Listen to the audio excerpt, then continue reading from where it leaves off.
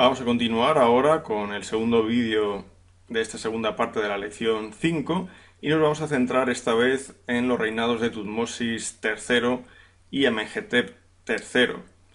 En el caso del primero de los monarcas mencionados, estamos hablando del gran conquistador egipcio Tutmosis III.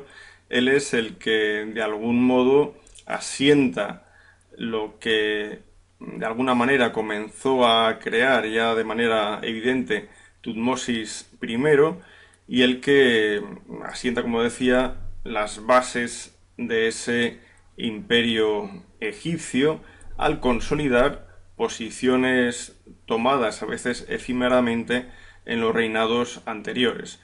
En todo caso, todos conocemos cuál es el inicio del reinado de Tutmosis III, con ese gobierno solapado al de Hatshepsut como reina faraón, y cómo tras la muerte de Hatshepsut en el año 22 de reinado, conjunto con Tutmosis III, Tutmosis III no va a dejar pasar la oportunidad de mostrar la fortaleza de su persona participando de una gran batalla en la localidad de Megido. Esto ocurre pues poco más de 2 o 3 meses después de la muerte de Hatshepsut, es decir, habiendo respetado muy probablemente el tiempo necesario para enterrar a la reina, y una vez hecho esto, ya dar comienzo a esa primera campaña de las 17 campañas asiáticas que llevará a cabo Tutmosis III.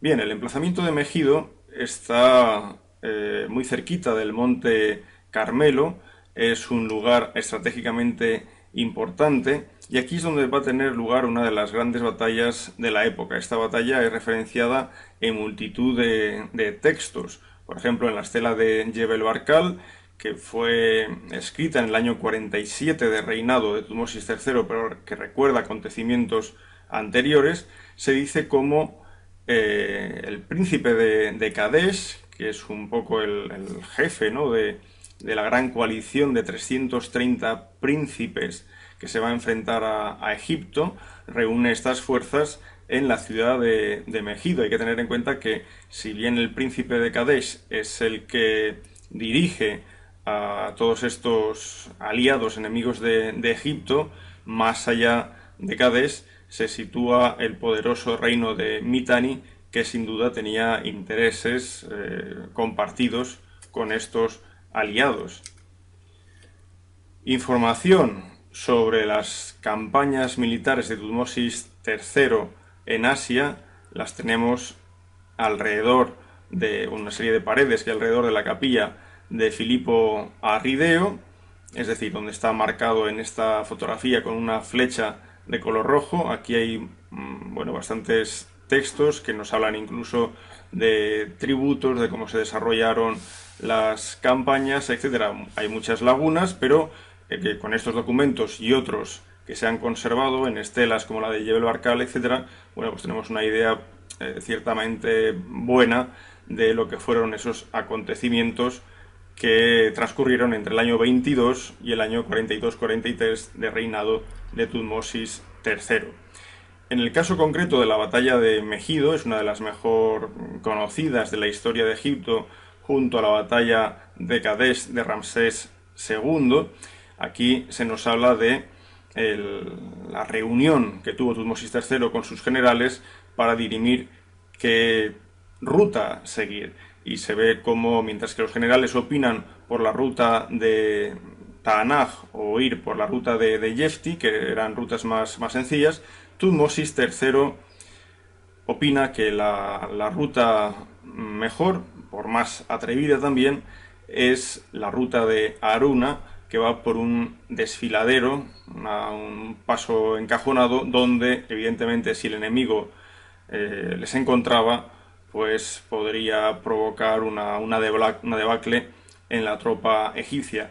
Tutmosis III, arropado por esa áurea divina propia de un monarca egipcio, elige la solución más difícil sabiendo que va a ser la solución acertada, dado que es el dios Amón quien le apoya y le protege.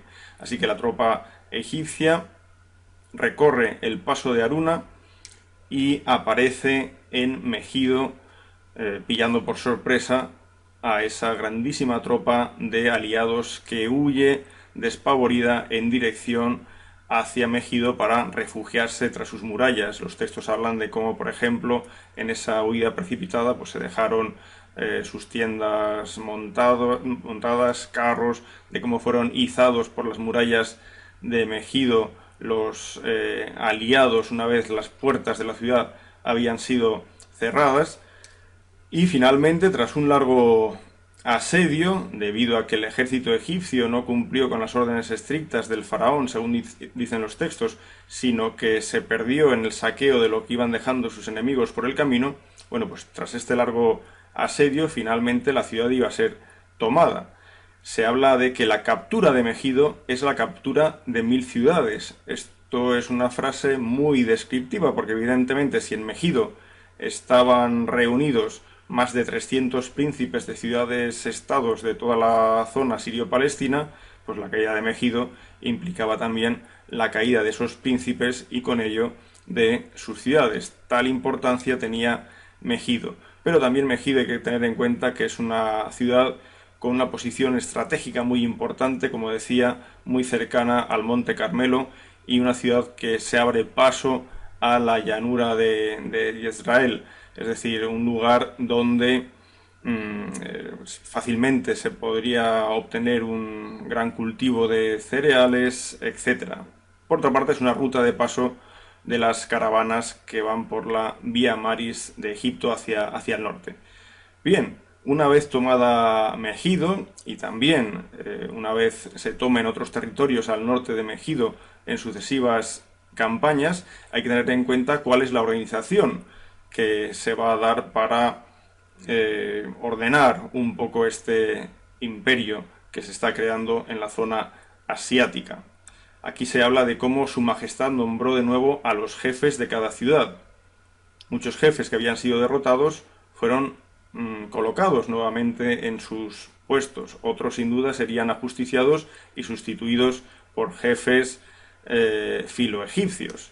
Otra medida que iban a tomar los egipcios es la de reparcelar el territorio de cultivo conquistado. Así se habla, por ejemplo, de las parcelas de Megido y de la producción cerealística de dichas parcelas.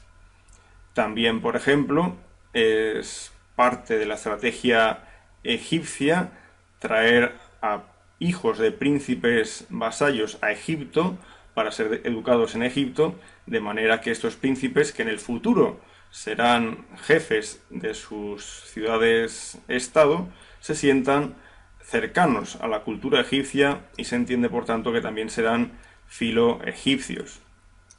Pero como decía, más al norte de Megido hay muchos otros emplazamientos, Kadna, Kadesh, Ni, incluso nuevamente el río Éufrates al que las tropas de Tutmosis III accederían, igualando por tanto la proeza de su abuelo Tutmosis I. Así, por ejemplo, en la campaña del año 33 de reinado de Tutmosis III, que es otra de las grandes campañas junto a la del año 22-23, en este caso estamos hablando de la octava campaña militar en Asia, se llega a cruzar el Éufrates y, como dice la inscripción, Tutmosis III dejó otra estela al lado de la estela de su padre, en realidad de su abuelo. Se señala a su padre para marcar una cercanía, ¿no?, temporal vinculante entre el gran Tutmosis I y Tutmosis III. Una consecuencia de estas conquistas en la región sirio-palestina y de la llegada de Tutmosis III al río Éufrates, evidentemente, es la pleitesía que de algún modo le rinden otras grandes potencias del próximo Oriente en reconocimiento al poderío egipcio. En realidad podemos estar hablando de regalos que de manera protocolaria se daban entre los grandes reinos del próximo Oriente. En todo caso, en los anales de Tutmosis III en Karnak se habla, por ejemplo, de los regalos del jefe, del rey de Babilonia. En las inscripciones Babilonia aparece escrita como Sangar, también se habla de los regalos del rey de Asur, también del rey de Hatti, es decir, del país de los hititas, y bueno, todas estas menciones no hacen sino incrementar en los textos de los anales de Tutmosis III la importancia de las conquistas llevadas por este gran monarca.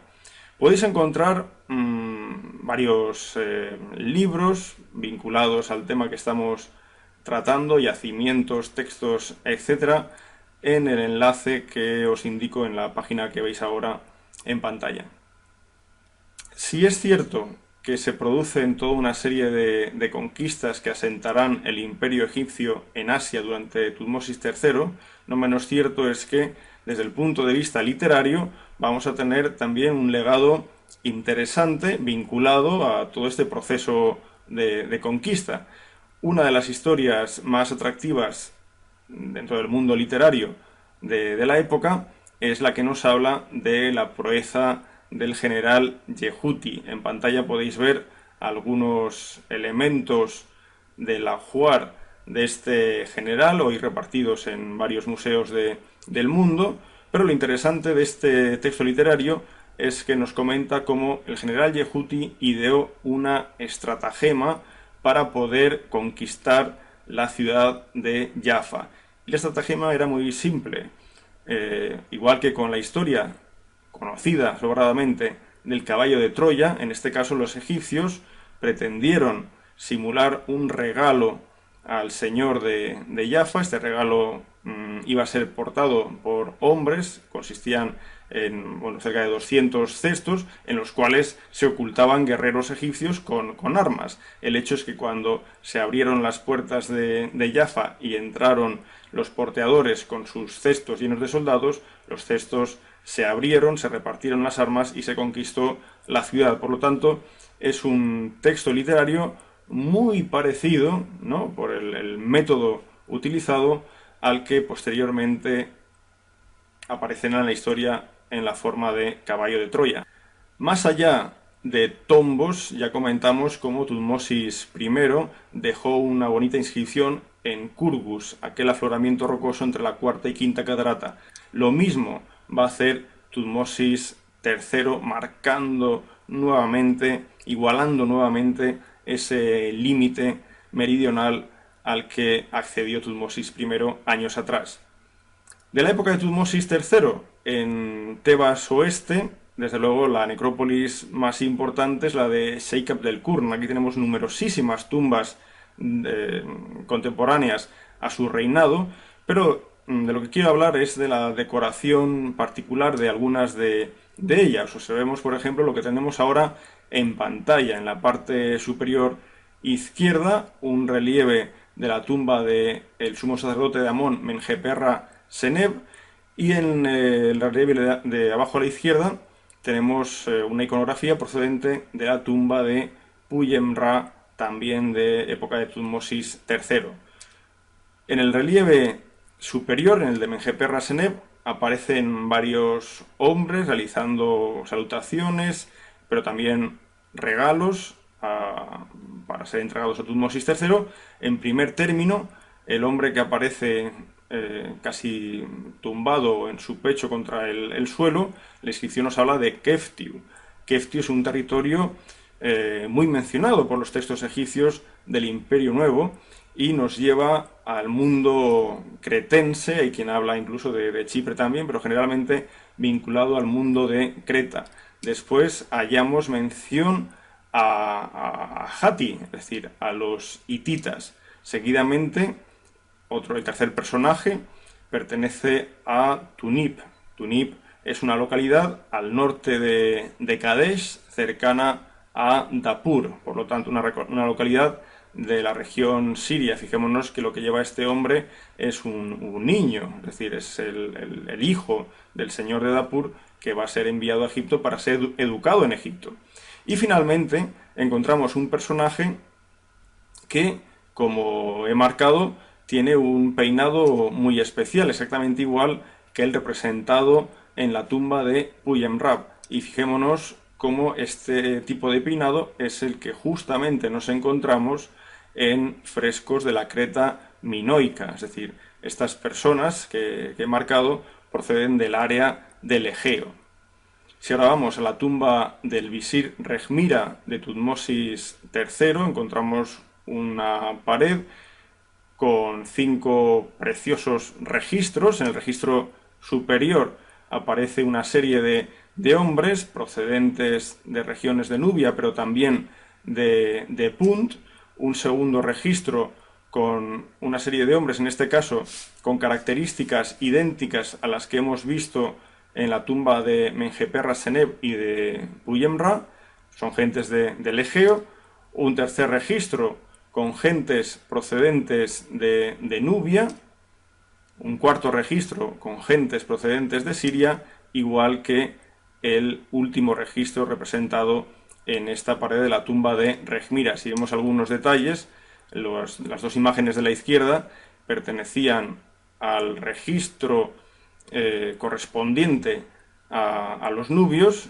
Y claro, ¿qué material traen los nubios? Materiales exóticos. En este caso podemos ver una jirafa, monos, babuinos, huevos de avestruz abajo a la izquierda, el portador de abajo a la izquierda, colmillos de elefantes, pieles. El personaje de abajo a la derecha lleva maderos de color oscuro, sin duda madera de ébano, es decir, bienes exóticos que no se hallan en Egipto. En cambio, la imagen de arriba a la derecha, correspondiente al registro de los sirios, vemos cómo traen caballos, productos contenidos en tinajas, ánforas, pero incluso también un oso y un elefante del que apenas se ve la cabeza en esta imagen. Más allá del reinado de Tutmosis III, que dura 54 años, según la cronología publicada hacia 2006 por Hornung y Krauss, etc., desde 1479 a 1425, si bien por estudios de fechas lunares podríamos rebajar el inicio de ese reinado hacia 1468, pues bien, más allá de ese reinado de Tutmosis III, su sucesor, Amenhotep II, reinará otros 25 años, son largos reinados, y en estos 25 años realizará 2 campañas militares en Asia, campañas muy cercanas entre sí, en los años 7, 9 de reinado, y que no harán sino consolidar lo conquistado por Tutmosis III, hasta una zona, digamos, prácticamente que colocaría la frontera en Ugarit, o el área de influencia directa en Ugarit. Para organizar el territorio egipcio conquistado en Asia se crearon 3 grandes provincias con capitales en Gaza, Kumido y Sumur. Las provincias son Canaán, Apu y Amurru, que de manera muy aproximada ocuparían los territorios que os he señalado en esta fotografía. Ya en época de Amenhotep III, digamos que quedan atrás los momentos de las conquistas militares, hablando de manera general. Llegamos a la época de la llamada Pax Aegyptiaca, ¿no? Un periodo de paz, de apogeo, que se ve reflejado en el arte egipcio, pero interesa señalar algunas indicaciones que aparecen en textos de Amenhotep. La base de estos pies que veis en la fotografía de abajo a la derecha nos hace mención de toda una serie de localidades que solo aparecen mencionadas aquí. En ningún otro lugar de Egipto se encuentra esta lista que nos habla de Amnisos, Festos, Cidonia, Micenas, Mesenia, Nauplia e incluso de Ilion, es decir, de Troya.